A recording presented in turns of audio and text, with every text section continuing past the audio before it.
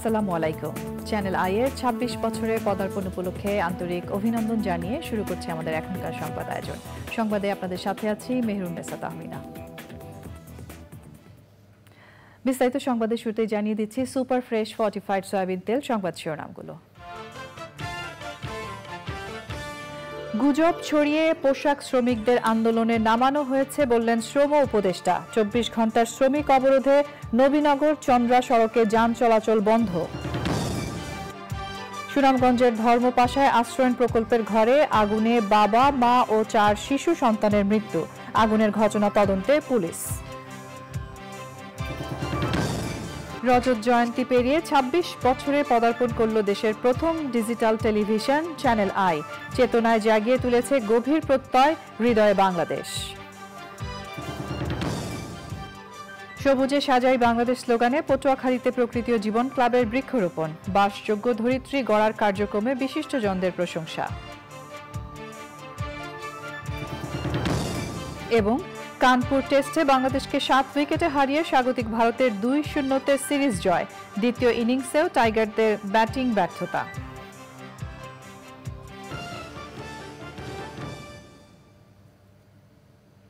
এছাড়াও নিটোল টাটা বিশেষ সংবাদে যা থাকছে।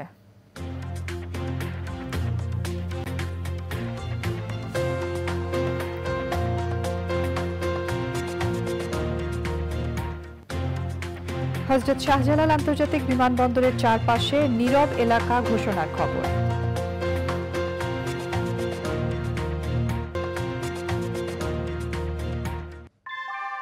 আমরা তৈরি করি বিশ্বমানের জার্মান প্রযুক্তির ভূমিকম্প সহনশীল থার্মেক্স রড, যা আপনার স্থাপনাকে নিরাপদ রাখে প্রজন্ম থেকে প্রজন্ম। সালাম স্টিল, মোস্ট ডিউরেবল স্টিল। সংবাদ শিরোনামগুলো জানাচ্ছিলাম। এখনকার এই সংবাদ আয়োজন একই সঙ্গে চ্যানেল আই এর ইউটিউব চ্যানেলে এবং চ্যানেল আই এর ওটিটি প্ল্যাটফর্ম আই স্ক্রিনে লাইভ স্ট্রিম হচ্ছে। এবার যাচ্ছে বিস্তারিত প্রসঙ্গে। শ্রম উপদেষ্টা বলেছেন, গুজব ছড়িয়ে আশুলিয়ায় শ্রমিকদের মাঠে নামানো হয়েছে। শ্রমিকদের মধ্যে অনুপ্রবেশকারীরা প্রথমে আইনশৃঙ্খলা বাহিনীর উপর গুলি চালায়, তারপরও একজন শ্রমিকের মৃত্যু অনাকাঙ্ক্ষিত। স্বরাষ্ট্র উপদেষ্টা বলেন, দেশে বিচার বহির্ভূত কোনো হত্যাকাণ্ড ঘটছে না। যৌথ অভিযানে কেউ মারা যায়নি। অপারেশনে গেলে ২-১ গুলিবিদ্ধ হয়েছে মাত্র। রিজভি নাজের রিপোর্ট। স্বরাষ্ট্র মন্ত্রণালয়ে আইনশৃঙ্খলা সংক্রান্ত উপদেষ্টা পরিষদের বৈঠক। প্রায় ২ ঘণ্টার বৈঠকে আসন্ন দুর্গাপূজার প্রস্তুতি, পাহাড়ে অসন্তোষ এবং সাভার গাজীপুরে শ্রমিক অসন্তোষ নিয়ে আলোচনা হয়। ব্রিফিংয়ে স্বরাষ্ট্র উপদেষ্টা দাবি করেন, এবছর পূজা আয়োজন সবচেয়ে সুন্দর এবং নির্বিঘ্ন হবে। আমাদের যত ধরনের পদক্ষেপ নেওয়া আমরা তা নিব এবং আমরা আশা করব এবারের পূজা যত পূজা হয়েছে ওর থেকে এইবারের পুজোই সবচেয়ে বেশি ভালো হবে। আমাদের আইন শৃঙ্খলা পরিস্থিতিতে খুব ভালো আমি বলবো না, বাট স্যাটিসফ্যাক্টরি আমি বলবো। পার্বত্য চট্টগ্রাম দেখুন, শান্তি চুক্তি হওয়ার পর একটা যেমন ইউপিডিএফ তারা কিন্তু মানে হাতিয়ার সারেন্ডার করে নাই, জেএসএসরা কিন্তু হাতিয়ার শুধু সারেন্ডার করছিল। এখন এই ইউপিডিএফ জেএসএর তাদের ভিতরে একটা ইন্টারনাল ঝামেলা আছে, প্লাস অন্যান্য যারা সিটিজেন ওখানে আছে তাদের ভিতরেও একটা সমস্যা আছে, এবং তারা সবাই যেন মিলমিশে কীভাবে থাকতে পারে ওই আমাদের ব্যবস্থাটা করতে হবে। অনেক সময় তারা কিছু কিছু অস্ত্র এবং ট্রেনিং বাইরে থেকেও পাচ্ছে, ওইটা থেকে যেন না পায় ওইটারও আমাদের একটা ব্যবস্থা করতে হবে। শ্রমিক অসন্তোষের বিষয়ে কথা বলেন শ্রম উপদেষ্টা। গুজব ছড়ানো হয়েছিল কারখানাগুলোতে যে আইন শৃঙ্খলা বাহিনী একজনকে রেপ করেছে এবং 2 জনকে খুন করে ডেড বডি ফেলে রেখেছে, এই ধরনের একটা গুজব ছড়ানো হয়েছিল। সেই গুজবের ভিত্তিতে কারখানাগুলো থেকে শ্রমিকদেরকে নামিয়ে আনা হয়েছিল। প্রথম গুলিটা শ্রমিকদের ভেতরে থেকে দুষ্কৃতিকারীরা ছুড়েছিল এবং সেখান থেকে মূলত গোলাগুলির সূত্রপাত হয় এবং সেখানে দুঃখজনকভাবে আমাদের একজন শ্রমিক নিহত হন। এই গুজব ছড়িয়ে এই যে মুখোমুখি দাঁড় করিয়ে দেওয়া হলো, এই যে একটা উত্তেজনাকর পরিস্থিতি তৈরি করা হলো, আমাদের সূত্রপাতটার দিকে খেয়াল করতে হবে। সেখানে আইনশৃঙ্খলা বাহিনী বাধ্য হয়েছে এবং আপনারা দেখেছেন যে সংঘর্ষে আইনশৃঙ্খলা বাহিনীরও 13 জন সদস্য মারাত্মকভাবে আহত হয়েছেন, চিকিৎসারত আছেন। আইন শৃঙ্খলা বাহিনীর গুলিতে নিহত শ্রমিকের পরিবারকে ক্ষতিপূরণ হিসেবে 13 লাখ টাকা দেওয়া হবে বলে ব্রিফিংয়ে জানানো হয়। Rizvi Nawaz, channel I, Dhaka. আশুলিয়ার শিল্পাঞ্চলে কারখানা শ্রমিকদের টানা 24 ঘন্টা অবরোধের কারণে প্রায় 20 কিলোমিটার এলাকা জুড়ে তীব্র যানজট সৃষ্টি হয়। বিকেলের পর থেকে ঢাকা আরিচা মহাসড়কে যান চলাচল চালু হয়েছে। গাজীপুরে অধিকাংশ পোশাক কারখানায় উৎপাদন স্বাভাবিক থাকলেও 2টি কারখানায় উৎপাদন বন্ধ রয়েছে। জাকির হাসান ও ফজলুল হক মোড়লের পাঠানো তথ্য এবং মাসুদ পারভেজের ভিডিও চিত্রে রাজীব আহমেদের রিপোর্ট।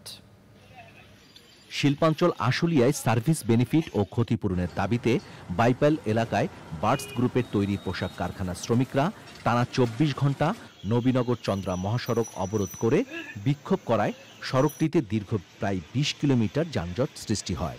স্থবির হয়ে পড়ে ঢাকা আরিচা মহাসড়ক, নবীনগর চন্দ্রা মহাসড়ক ও বাইপাইল আবদুল্লাপুর সড়ক। তবে ১৪টি তৈরি পোশাক কারখানা বন্ধ ছাড়া সবগুলোতে পুরোদমে উৎপাদন চলছে। যে কোনো অপ্রীতিকর ঘটনা এড়াতে সেনাবাহিনী, র্যাব ও পুলিশ সদস্যরা টহল দিচ্ছেন। গাজীপুর বাইপাস এলাকায় ৩ মাসের বকেয়া বেতনের দাবিতে ঢাকা ময়মনসিংহ মহাসড়ক অবরোধ করে বিক্ষোভ করেছে এপিএল অ্যাপারেলস কারখানা শ্রমিকরা। তাদের অভিযোগ, শ্রমিকদের বকেয়া বেতন পরিশোধ না করেই এপিএল অ্যাপারেলসের কারখানা বন্ধ রাখা হয়েছে।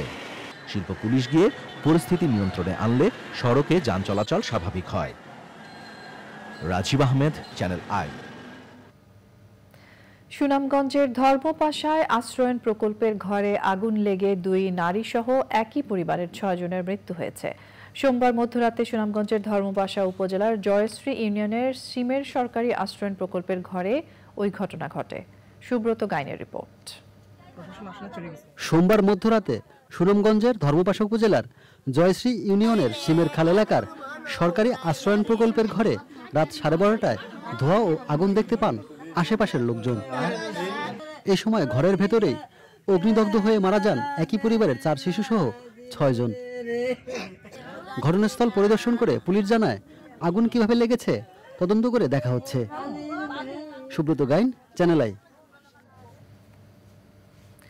অন্তর্বর্তীকালীন সরকারের প্রধান উপদেষ্টা প্রফেসর মোহাম্মদ ইউনূসের সঙ্গে সাক্ষাৎ করেছেন বাংলাদেশের দায়িত্বরত ফিলিস্তিনের রাষ্ট্রদূত ইউসুফ রামাদান। বৈঠকে গাজায় গণহত্যা, মধ্যপ্রাচ্যের উত্তেজনা সহ পারস্পরিক স্বার্থ সংশ্লিষ্ট বিভিন্ন বিষয় নিয়ে আলোচনা হয়েছে। জাতিসংঘ সাধারণ পরিষদের অধিবেশনে প্রধান উপদেষ্টার বক্তৃতায় প্রশংসা করে ফিলিস্তিনি রাষ্ট্রদূত বলেন, এটি সময়োপযোগী এবং ফিলিস্তিনের পরিস্থিতির উপর দৃষ্টিপাত করেছে। ফিলিস্তিন ও সে দেশের জনগণের প্রতি বাংলাদেশের সমর্থন অব্যাহত রাখার কথা জানান প্রধান উপদেষ্টা। অন্তর্বর্তী সরকারের প্রধান উপদেষ্টা ডক্টর মোহাম্মদ ইউনূসের সঙ্গে সৌজন্য সাক্ষাৎ করেছেন সেনাবাহিনী প্রধান জেনারেল ওয়াকারুজ্জামান। বিকেলে প্রধান উপদেষ্টার সরকারি বাসভবন যমুনায় সাক্ষাৎ করেন তিনি। সাক্ষাতে সেনাপ্রধান দেশের আইন শৃঙ্খলা পরিস্থিতির বিষয়ে প্রধান উপদেষ্টা ডক্টর ইউনূসকে অবহিত করেন। এছাড়া দেশের অভ্যন্তরীণ নানা বিষয়ে আলোচনা হয়। আইন শৃঙ্খলা পরিস্থিতির উন্নতিতে সেনাবাহিনীর সক্রিয় ভূমিকার প্রশংসা করেন প্রধান উপদেষ্টা।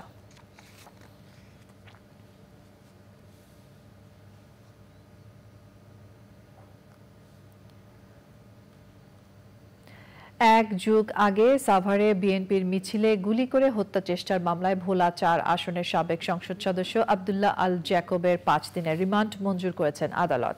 বৈষম্য বিরোধী আন্দোলনে হত্যা চেষ্টা মামলায় ৩ দিনের রিমান্ড দেয়া হয়েছে সাবেক হুইপ মাহবুব আরা গিনিকে। আন্দোলনে হত্যা মামলায় গ্রেফতার দেখানো হয়েছে সাবেক মন্ত্রী গোলাম দস্তগীর গাজীকে। জিগাতলায় আব্দুল মোতালিব নামে কিশোর নিহতের মামলায় নির্বাচন কমিশন ও স্বরাষ্ট্র মন্ত্রণালয়ের সাবেক সচিব মোহাম্মদ জাহাঙ্গীর আলমের ৫ দিনের রিমান্ড দেয়া হয়েছে। উদ্দেশ্য প্রণোদিতভাবে এইসব মামলা করা হয়েছে বলে দাবি করেছেন আসামি পক্ষের আইনজীবীরা। নাজিব বেগের রিপোর্ট। বৈষম্য বিরোধী ছাত্র আন্দোলনে হাসান মাহমুদ নামের এক ব্যক্তি নিহতের ঘটনায় খিলগাঁও থানায় দায়ের হওয়া হত্যা মামলায় সাবেক বস্ত্র ও পাটমন্ত্রী গোলাম দস্তগীর গাজীকে সকালে আদালতে হাজির করা হয়। তদন্ত কর্মকর্তার আবেদনের পরিপ্রেক্ষিতে ঢাকার মেট্রোপলিটন ম্যাজিস্ট্রেট সাইফুল ইসলামের আদালত তাকে গ্রেপ্তার দেখানোর আবেদন মঞ্জুর করেন। আসামি পক্ষে কোনো আইনজীবী উপস্থিত থাকলেও জামিনের কোনো আবেদন করেন নাই এবং বিজ্ঞ আদালত যেহেতু আজকেই তাকে সোনারেশ দেখাইছেন, সেজন্য রাষ্ট্রপক্ষ রিমান্ডের বা অন্য কোনো আবেদনের সুযোগ পান নাই। পরবর্তীতে রাষ্ট্রপক্ষ থেকে রিমান্ডের আবেদন করা হবে। ছাত্র জনতার আন্দোলনের সময় ঢাকার আশুলিয়ায় রবি স্থানী শিপু নামের এক শিক্ষার্থীকে হত্যা মামলায় গ্রেপ্তার সাবেক হুইপ মাহবুব আরা গিনির 10 দিনের রিমান্ড আবেদন করা হয়। শুনানি শেষে 3 দিনের রিমান্ড ধার্য করেন আদালত। তদন্তকারী কর্মকর্তা প্রাথমিকভাবে এই অবৈধ এমপি আজকে যে আসামি তাকে এই মামলার সঙ্গে তার জড়িত থাকার বিষয়টি নিশ্চিত হওয়ার কারণে তার বিরুদ্ধে 10 দিনের রিমান্ড প্রার্থনা করেন। বিজ্ঞ আদালত উভয় পক্ষের শুনানি অন্তে তার বিরুদ্ধে 3 দিনের রিমান্ড মঞ্জুর করেন। 2012 সালে বিএনপির মিছিলে নেতাকর্মীদের ওপর গুলি করে হত্যা চেষ্টার মামলায় 5 দিনের রিমান্ড দেওয়া হয়েছে সাবেক সংসদ সদস্য আব্দুল্লাহ আল জাকবকে। আমরা বিজ্ঞ আদালতের কাছে বলেছি যে একটি ক্রিমিনাল মামলা যদি হয় কারো বিরুদ্ধে, তাহলে তার নলেজ এবং তার পজিশন এবং তার ডেট অফ অকারেন্সে তাকে ওখানে উপস্থিত থাকতে হবে। কিন্তু এরকম কোনো সুনির্দিষ্ট বক্তব্য এধারে উল্লেখ নাই, শুধু রাজনৈতিক উদ্দেশ্য হাসিল করার জন্যই তাকে এই মামলাটা গ্রেপ্তার করেছেন। এই মামলায় সাবেক প্রধানমন্ত্রী শেখ হাসিনাকেও আসামি করা হয়েছে। নাজিব বেগ, চ্যানেল আই, ঢাকা। সাংবাদিক দম্পতি সাগর সারওয়ার ও মেহেরুন রুনি হত্যা মামলায় সুপ্রিম কোর্টের আইনজীবী শিশির মনির সহ 9 আইনজীবীকে মামলা পরিচালনা করার অনুমতি দিয়েছেন আদালত। মঙ্গলবার মামলার বাদী রুনির ভাই নওশের আলী রুমানের আবেদনের পরিপ্রেক্ষিতে ঢাকার অতিরিক্ত চিফ মেট্রোপলিটন ম্যাজিস্ট্রেট মাহবুবুল হকের আদালত এই আদেশ দেন। সোমবার একই আদালতে এই মামলায় রাষ্ট্রপক্ষকে সহযোগিতার জন্য 9 আইনজীবীকে নিয়োগের আবেদন করেন বাদী। আবেদনে বলা হয়, সাংবাদিক দম্পতি সাগর সারওয়ার ও মেহেরুন রুনিকে অজ্ঞাত পরিচয় আসামিরা 2012 সালের 11 ফেব্রুয়ারি নিজ বাসায় নৃশংসভাবে হত্যা করে। দীর্ঘ 12 বছর মামলাটির তদন্ত চললেও কোনো প্রতিবেদন দাখিল করা হয়নি। মামলাটির দ্রুত নিষ্পত্তি ও ন্যায় বিচারের স্বার্থে রাষ্ট্রপক্ষের পাবলিক প্রসিকিউটরকে সহায়তার জন্য বাদীপক্ষের নিজ খরচে আইনজীবী নিয়োগ করা আবশ্যক। শিশির মনির ছাড়া অন্য আইনজীবীরা হলেন অ্যাডভোকেট মুজাহিদুল ইসলাম, মিজানুল হক, মোস্তফা জামাল, আবু রাসেল, মহিউদ্দিন, আব্দুল্লাহ আল ফারুক, ইকবাল হোসেন ও মুত্তাকিন হোসাইন।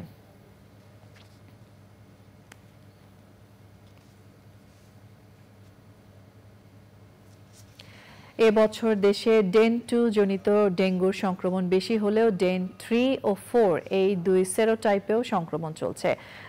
ঢাকায় জিকা ভাইরাস শনাক্ত হওয়ায় মশাবাহিত ডেঙ্গু ও জিকাজনিত রোগ জটিলতা ও প্রকোপ নিয়ে উদ্বেগ বাড়ছে।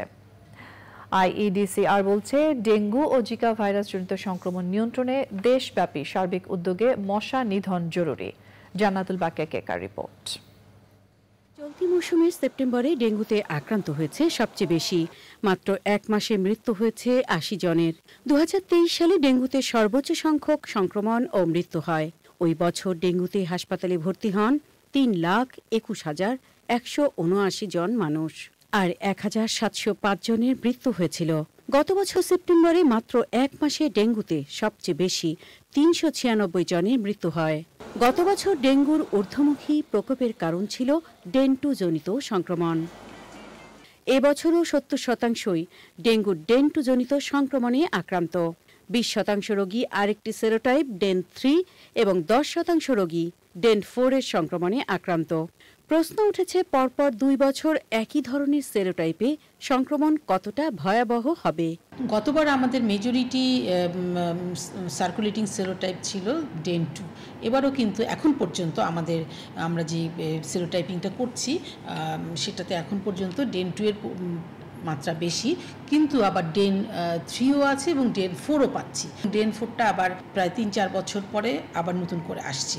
এই যে সেরোটাইপটাই একমাত্র কারণ সেটা না, সেটার সাথে ধরেন আমার ভেক্টর ডেনসিটিটাও চিন্তা করতে হবে। মশার পরিমাণ কত, বেশি পরিমাণে যদি মশা থাকে বেশি পরিমাণে মানুষকে আক্রান্ত করবে। এই অনেকগুলো জিনিসের উপরেই আসলে ডিপেন্ড করবে এই বছরের সিভিয়ারিটি এবং মৃত্যুর সংখ্যা।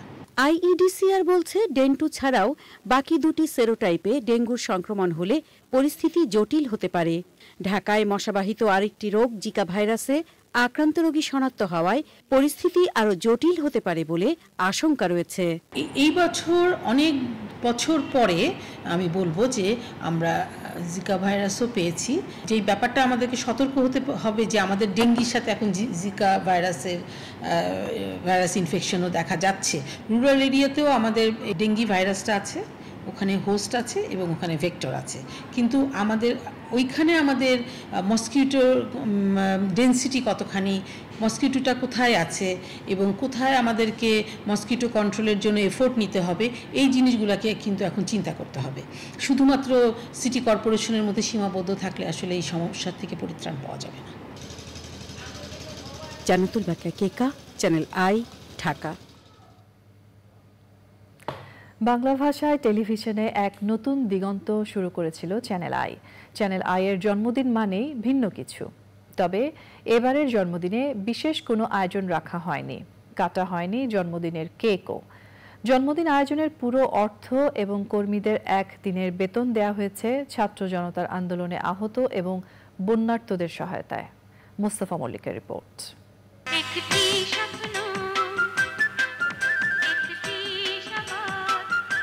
25 বছর আগে নতুন পথের যাত্রা শুরু করেছিল দেশের প্রথম digital satellite television channel I.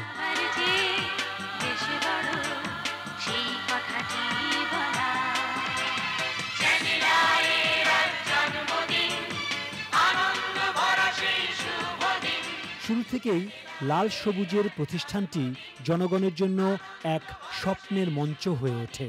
দর্শকের ভালোবাসা ও সমর্থনে চ্যানেল আই পৌঁছেছে আজকের অবস্থানে। তবে এবার একটু ব্যতিক্রম। চ্যানেল আই প্রাঙ্গণে রাখা হয়নি বিশেষ কোনো আনুষ্ঠানিকতা। কোনো আয়োজন না থাকলেও চ্যানেল আইকে যারা হৃদয় দিয়ে অনুভব করেন তারা ছুটে এসেছিলেন প্রিয় প্রতিষ্ঠানে। আমরা যারা ইন্ডাস্ট্রিতে কাজ করেছি আমাদের জন্য চ্যানেল আই ভীষণ একটা ভরসার জায়গা, খুব একটা নিজের জায়গা। সাধারণ মানুষকে যেভাবে উদ্বুলিত করে দেশের জন্য, জনতার জন্য, ছাত্রদের জন্য কথা বলেছে সেটি কিন্তু আবারও প্রমাণ করবার চেষ্টা করছে চ্যানেল আই। আমরা কিন্তু আমাদের অনেকের ফ্যামিলির অনেকের বার্থডে ভুলে গেল, চ্যানেল আইয়ের জন্মদিনটা আমরা ভুলি না। হৃদয় নিংড়ানো ভালোবাসাটা শুধুমাত্র চ্যানেল আই বোঝে বলে আমি মনে করি, তাই চ্যানেলের প্রতিবদ্ধ বিষয় থাকে হৃদয় বাংলাদেশ। অসংখ্য ধন্যবাদ চ্যানেল আইকে, এত সুন্দর অনুষ্ঠানগুলো উপহার দিচ্ছে চ্যানেল আই। এই সবার ভালোবাসাটুকু নিয়ে আমাদের চ্যানেল আই এগিয়ে যাবে ইনশাআল্লাহ। বাংলাদেশে এই একটা চ্যানেল যে বাংলাদেশের প্রয়োজন অনুসারে প্রত্যেকটা প্ল্যাটফর্মের অনুষ্ঠান করা। চ্যানেল আই কর্তৃপক্ষ বলছে প্রিয় বাংলাদেশ এগিয়ে যাক, এটাই সবার কামনা। সবার চেয়ে দেশ বড়। আমরা এবার ২৬ বছরে পৌঁছে এই কথাটা খুব বিশেষভাবে উপলব্ধি করেছি। ছাত্র জনতার বৈষম্য বিরোধী আন্দোলনে এবার যারা আত্মাহুতি দিয়েছেন, যারা আহত হয়েছেন, চিকিৎসার মধ্যে আছেন, তাদের জন্য আমাদের দায়িত্বটা এবার আমাদের কোনো আনন্দ আয়োজনের চাইতে অনেক বেশি প্রয়োজন। বন্যা দুর্গত এবং এই যে যারা বৈষম্য বিরোধী আন্দোলনে যারা আহত হয়েছে তাদের কথা চিন্তা করে আমরা এবার সেলিব্রেশনটা সেভাবে করছি না। পাশাপাশি আমরা আমাদের এই যে খরচটা হয় সেই খরচ এবং আমাদের একদিনের সবার যেই পারিশ্রমিক যে অথবা যদি স্যালারি বলি সেটা আমরা কন্ট্রিবিউট করব। খুব যে বড় কোনো কন্ট্রিবিউশন তা না, কিন্তু অ্যাটলিস্ট আমরা সহমর্মিতা প্রকাশ করছি এইভাবে।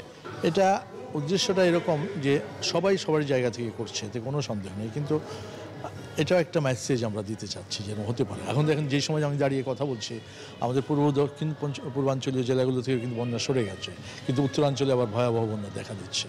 তো বন্যার্থীদের পাশে সবাই যাতে যায় এটাই জায়গা। আর এই সময়ের ভিতরে অবশ্যই গত 25 বছর যাবৎ চ্যানেলের সাথে যারা ছিলেন, দর্শক থেকে শুভানুধ্যায়ী, দেশের রাজনৈতিক সুশীল সব সমাজে যারা, বিশেষ করে দর্শক, সবার প্রতি চ্যানেলের পক্ষ থেকে অনেক অনেক মোবারকবাদ। 25 পেরিয়ে চ্যানেল আই 26-এ আরও এক ধাপ এগিয়ে নতুন সম্ভাবনার দিক। গেল 25 বছর ধরে কত আনন্দ দর্শকদের সঙ্গে ভাগাভাগি করেছে এই চ্যানেল আই। চ্যানেল আই আরও যেতে চায় বহুদূর, সঙ্গে রাখতে চায় আপনাদের। সাফল্যের যত সিঁড়ি আছে সবগুলো বেয়ে যেতে চায় আপনাদেরকে নিয়েই। ঢাকার চ্যানেল আই স্টুডিও থেকে মোস্তফা মল্লিক, চ্যানেল আই। 1999 সালের 1 অক্টোবর দেশের টেলিভিশন জগতে এক নতুন সূর্যোদয় হয়। আজ সেই সূর্য 25 পেরিয়ে 26-এর যাত্রা শুরু করেছে। চ্যানেল আই এমন একটি নাম যা বাংলাদেশের গণমাধ্যম জগৎকে শুধু আলোকিত করেনি, বরং চেতনায় জাগিয়ে তুলেছে গভীর প্রত্যয়, হৃদয় বাংলাদেশ। বাংলাদেশের মাটি, প্রকৃতি, কৃষ্টি, সংস্কৃতির দীর্ঘ যাত্রায় কোটি দর্শককে সাথে নিয়ে চ্যানেল আই হয়ে উঠেছে সবার প্রাণের চ্যানেল। মাসরুর শাকিলের রিপোর্ট। 25 বছরের দুরন্ত বর্ণিল পথে চলায় রজত জয়ন্তী পেরিয়ে চ্যানেল আই শুধু একটি টেলিভিশন নয়, কোটি দর্শকের ভালোবাসায় একটি পরিবার, এক অনন্য অনুভূতি। যা বাংলাদেশের প্রতিটি মানুষের জীবনে অবিচ্ছেদ্য হয়ে উঠেছে। সংবাদ থেকে শুরু করে সংস্কৃতি, বিনোদন থেকে সামাজিক দায়িত্ব, প্রতিটি ক্ষেত্রে হৃদয়ে বাংলাদেশকে ধারণ করে অবিচল পথ চলা। চ্যানেল আই তার প্রতিটি আয়োজনে সবার আগে রেখেছে সবুজ শ্যামল বাংলাদেশের মাটি, মানুষ আর প্রাণ প্রকৃতিকে। চ্যানেল আই দেশের ইতিহাস, ঐতিহ্য, সাংস্কৃতিক বৈচিত্র্যকে ধারণ করে দর্শকদের জন্য উপহার দিয়েছে নানা অনুষ্ঠান। কৃষি, কৃষক ও প্রান্তিক মানুষের জীবনমান উন্নয়নে হৃদয়ে মাটি ও মানুষ বিশ্বজুড়ে বাঙালির হৃদয়ে স্থান করে নিয়েছে। প্রাণ প্রকৃতি রক্ষায় চ্যানেল আইয়ের অনুষ্ঠান প্রকৃত জীবন জাতীয় আন্তর্জাতিক পরিসরে অর্জন করেছে ভিন্ন মাত্রার মর্যাদা। দেশের প্রতিটি বিশেষ দিবসে চ্যানেল আই প্রাঙ্গণে মেলা, সকল মতকে সমান গুরুত্ব দিয়ে প্রকাশে সাম্প্রতিক বিষয় নিয়ে টকশো তৃতীয় মাত্রা, সংবাদপত্রের গুরুত্বপূর্ণ সংবাদ নিয়ে আলোচনা অনুষ্ঠান, সংবাদপত্রে বাংলাদেশ 25 বছর ধরে দেশের মানুষের কণ্ঠস্বর তুলে ধরছে। চ্যানেল আই শুধু সংবাদ পরিবেশনের মধ্যে সীমাবদ্ধ থাকেনি, তারা মানুষের জীবনের কথা বলেছে। জাতীয় দিবসগুলোতে যখন পুরো দেশ একত্রিত হয়, তখন চ্যানেল আইও সেই উদযাপনের অগ্রগণ্য অংশীদার। 21শে ফেব্রুয়ারি কিংবা স্বাধীনতা বিজয় দিবসে ভিন্ন মাত্রার আয়োজনে এগিয়ে থাকে চ্যানেল আই। নাটক, গান, চলচ্চিত্রের মধ্য দিয়ে চ্যানেল আই গড়ে তুলেছে এক সৃজনশীল জগৎ, যেখানে মানুষ খুঁজে পেয়েছে ভালোবাসা, সাহস এবং জীবনের নতুন অর্থ। দেশ ও প্রবাসী বাংলাদেশের মানুষ চ্যানেল আইকে দেখেন তাদের জীবনের অংশ আর নির্ভরযোগ্য সঙ্গী হিসেবে। টেলিভিশনের পর্দার গণ্ডি পেরিয়ে চ্যানেল আই দুনিয়া জুড়ে দর্শকদের সঙ্গে সংযোগ স্থাপন করেছে ডিজিটাল মাধ্যমে। বাংলা ভাষার সবচেয়ে বেশি কন্টেন্ট নিয়ে চ্যানেল আই এর অতিথি প্ল্যাটফর্ম আই স্ক্রিন স্বল্প সময়ে দর্শকদের প্রশংসা কুড়িয়েছে। 26 বছরের পথ চলার এই মহেন্দ্রক্ষণে চ্যানেল আই আগামীতে আরও এগিয়ে যেতে চায় দেশের মানুষের জন্য, বলে যেতে চায় দেশ ও দেশের মানুষের কথা। নাসুর শাকিল, চ্যানেল আই, ঢাকা। দেশের প্রথম digital Bangla television station channel I এর 26 বছরে পদার্পণে শুভেচ্ছা জানিয়েছে বিভিন্ন রাজনৈতিক দল।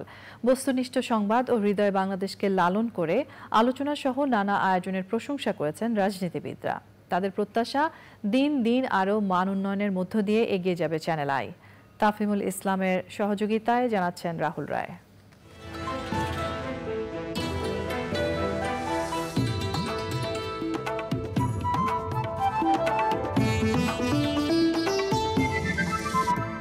প্রথম digital Bangla channel, channel I. 1999 সালের 1 অক্টোবর যাত্রা শুরুর পর চ্যানেল আইয়ে সংবাদ সম্প্রচার শুরু হয় 2001-এর 1 অক্টোবর।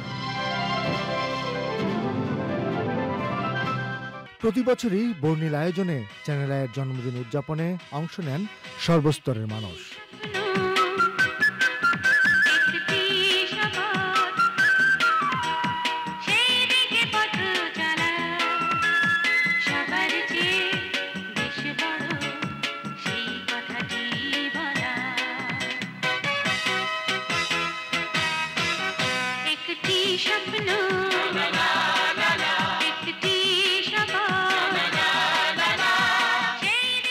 তবে এবার কোনো উৎসব আয়োজন নেই।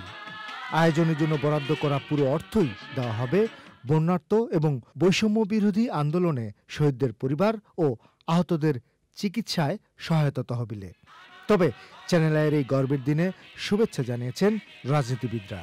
চ্যানেল আই ইলেকট্রনিক চ্যানেল হিসেবে বাংলাদেশের গণমানুষের কাছে অত্যন্ত পরিচিত প্রিয় একটি নাম।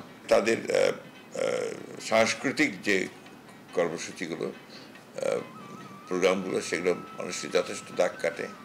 আর একই সঙ্গে তাদের যে কৃষিভিত্তিক, যেটা আপনার শাইখ সিরাজ সাহেবের হৃদয়ে মাটি ও মানুষ, এটাও দীর্ঘকাল ধরে বাংলাদেশের মানুষের কাছে অত্যন্ত একটা প্রোগ্রাম। জনগণের সঙ্গে তাদের সম্পর্ক যেন ওতপ্রোতভাবে থাকে, এই আশা আমরা করি। তাদের সকলকে আমার শুভেচ্ছা জানাচ্ছি দলের পক্ষ থেকে, দেশপ্রেম কাজিয়ার পক্ষ থেকে, ভারপ্রাপ্ত চেয়ারম্যান জনাব তারেক রহমানের পক্ষ থেকে। শুধু উৎসবের টাকাই নয়, চ্যানেল আইয়ের কর্মীদের একদিনের বেতনও দেওয়া হচ্ছে বন্যার্ত এবং বৈষম্য বিরোধী আন্দোলনে শহীদদের পরিবার ও আহতদের চিকিৎসায় সহায়তার জন্য। চ্যানেল আইয়ের এমন উদ্যোগকে দৃষ্টান্ত হিসেবে দেখছেন রাজনীতিবিদরা। উদ্যোগে সামিল হয়েছেন বাংলাদেশ জামায়াতে ইসলামের আমির।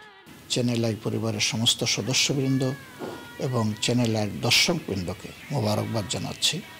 প্রত্যাশা ব্যক্ত করছি অতীতের মতো আগামীর দিনগুলোতেও জাতির প্রয়োজনে আইনের শাসন, ন্যায় বিচার, গণতন্ত্র, মানবাধিকার সমুন্নত করতে এবং জাতিকে ঐক্যবদ্ধ করতে এবং রাখতে চ্যানেল আই গুরুত্বপূর্ণ ভূমিকা পালন করবে। চ্যানেলের অন্যান্য যে উদাহরণমূলক যে কর্মকাণ্ডগুলো, তার মধ্যে এটাও একটি অত্যন্ত প্রশংসনীয় একটি কর্মকাণ্ড।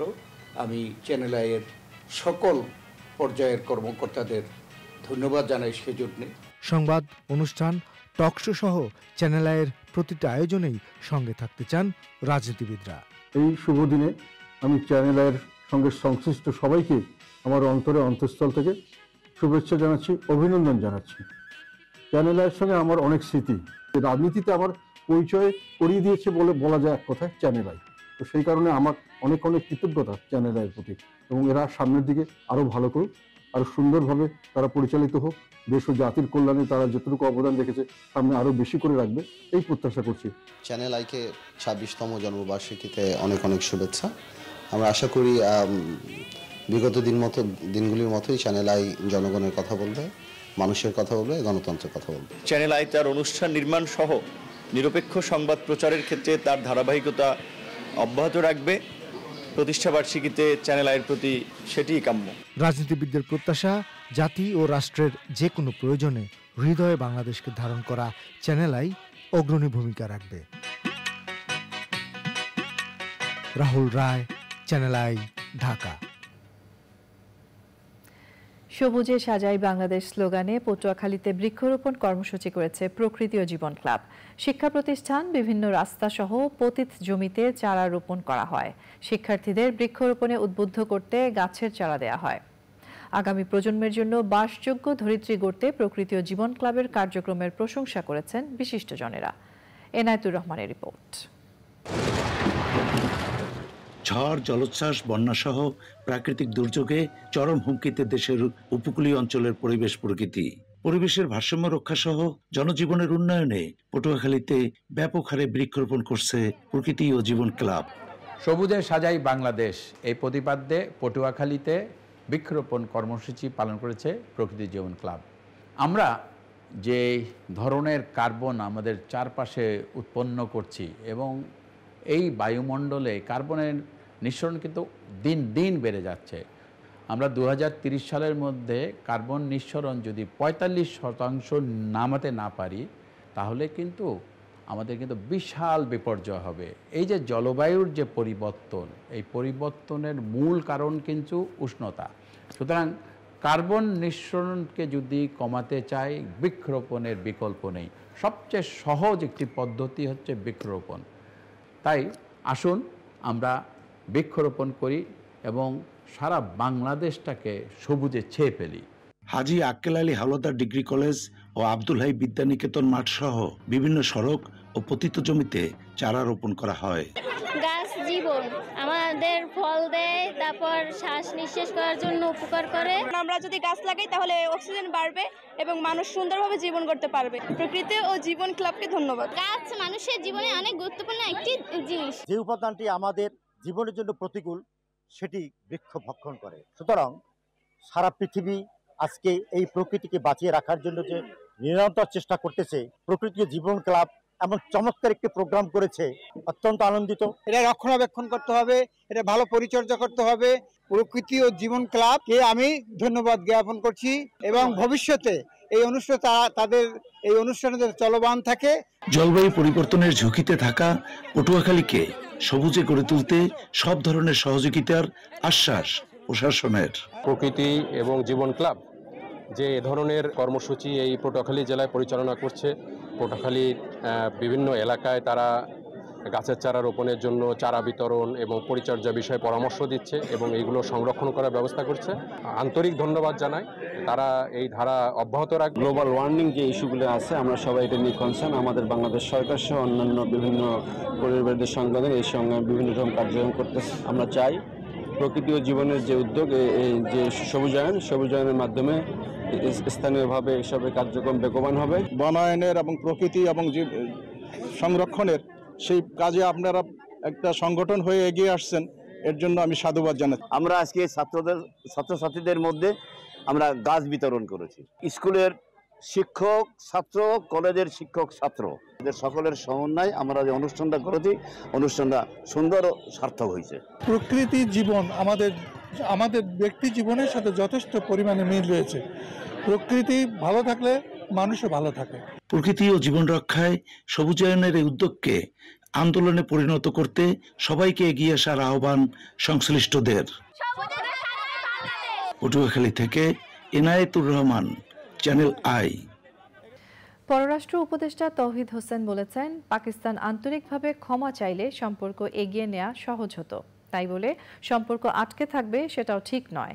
জাতিসংঘ সাধারণ পরিষদ থেকে ফিরে সংবাদ সম্মেলনে উপদেষ্টা বলেন, বিগত সময়ে ইচ্ছা করেই সম্পর্ক আটকে রাখা হয়েছিল। শেখ হাসিনা প্রসঙ্গে জয়শঙ্করের সাথে আলোচনা হয়নি উল্লেখ করে তিনি বলেন, আন্তর্জাতিক অপরাধ আদালতে শেখ হাসিনার বিরুদ্ধে মামলার সিদ্ধান্ত নেই সরকারের, তবে কোনো ব্যক্তি চাইলে করতে পারে।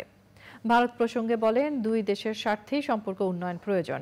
আরেক প্রশ্নের উত্তরে উপদেষ্টা জানান, লেবানন থেকে প্রবাসীদের ফেরাতে প্রস্তুত সরকার।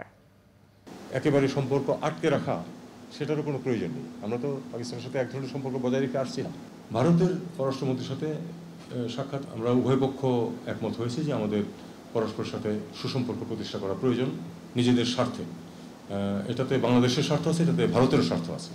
কাজেই আমরা এই লাইনেই কথাবার্তা বলেছি এবং ইমিডিয়েটলি তো সর্বোচ্চ পর্যায়ে যোগাযোগ সম্ভব হয়নি। হয়তো একটা সম্ভাবনা আছে যে বিমস্টেকের সামিট যখন হবে, প্রত্যাশিত এখনো ডেট হয়নি, সম্ভাবনা আছে নভেম্বরেই হবে, সেখানে হয়তো দুই পক্ষের মধ্যে আলাপ আলোচনা হবে। থাইল্যান্ডের উত্তরাঞ্চলীয় প্রদেশ উথাই থানিতে একটি স্কুল বাস বিধ্বস্ত হয়ে আগুন লেগে শিশু ও শিক্ষক সহ 23 জনের মৃত্যু হয়েছে। এছাড়াও 16 শিশু ও 3 শিক্ষককে উদ্ধার করে হাসপাতালে পাঠানো হয়েছে বলে জানিয়েছে দেশটির পরিবহন মন্ত্রী। 44 জন শিক্ষার্থী ও শিক্ষক সহ রাজধানী ব্যাংকক থেকে প্রায় 250 কিলোমিটার উত্তরে উথাই থানি প্রদেশের একটি মাঠে শিক্ষা সফরে গিয়েছিল। সফর শেষে 3টি বাসে করে শিশু ও শিক্ষকরা ফেরার পথে একটি বাসে বিস্ফোরণের ঘটনা ঘটে। প্রত্যক্ষদর্শীরা জানিয়েছেন, বাসের টায়ার বিস্ফোরণের স্ফুলিঙ্গ গাড়ির গ্যাস সিলিন্ডারে পড়লে তাতে আগুন ধরে যায়। এই সময় কিছু ছাত্র জানালা দিয়ে বের হতে সক্ষম হলেও আগুনে বাসটি সম্পূর্ণ পুড়ে যায়। এমনকি উত্তাপের কারণে বাসের ভেতরে উদ্ধার কাজ চালাতে অসুবিধায় পড়েন ফায়ার সার্ভিসের কর্মীরা। এবারে রয়েছে নিটল টাটা বিশেষ সংবাদ।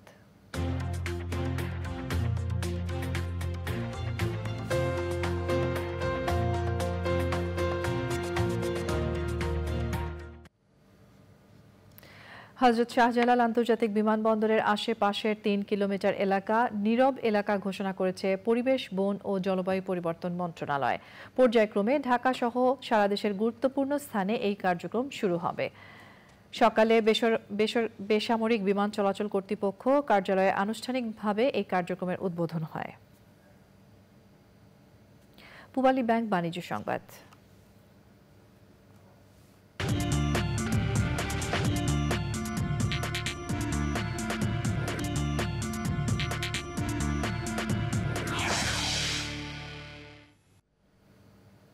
সিনেম্যাটিক পোর্ট্রেট ফটো ও ভিডিওগ্রাফির নতুন অভিজ্ঞতা দিতে দেশের বাজারে এসেছে ভিভোর V40 5G mobile phone. আগ্রহীরা pre অর্ডারে ফোনটি কিনতে পারবেন ৬২,৯৯৯ টাকায়। স্মার্টফোনটিতে রয়েছে জার্মানির কার্ল জাইসের লেন্স, থাকছে জাইসের 3টি ক্যামেরা ও মাল্টিফোকাল পোর্ট্রেট। দীর্ঘস্থায়ী ব্যাটারি লাইফ ও দ্রুত চার্জিং সুবিধার V40 5G স্মার্টফোনটিতে ধুলো এবং পানি প্রতিরোধী সুরক্ষা রয়েছে। নারী টি20 বিশ্বকাপ উপলক্ষে নতুন ক্যাম্পেইন শুরু করেছে বাংলালিংকের ওটিটি প্ল্যাটফর্ম টফি। একমাত্র ওটিটি প্ল্যাটফর্ম হিসেবে বিশ্বকাপের সবগুলো ম্যাচ সরাসরি দেখা যাবে টফি অ্যাপে। দেশের অন্যতম টেলিকম কোম্পানি বাংলালিংকের কার্যালয়ে এক অনুষ্ঠানে এই তথ্য জানানো হয়। পুরুষ টি20 বিশ্বকাপের সময় কুইজ প্রতিযোগিতায় জয়ীদের হাতে পুরস্কারও তুলে দেওয়া হয় এই অনুষ্ঠানে। এছাড়াও 2025 সালে চ্যাম্পিয়ন্স ট্রফি, টেস্ট চ্যাম্পিয়নশিপের ফাইনাল ও নারী ওয়ানডে বিশ্বকাপের ফাইনালও দেখা যাবে টফি অ্যাপে। ভবিষ্যতে অন্যান্য খেলাও সরাসরি দেখানোর কথা জানান টফির কর্মকর্তারা।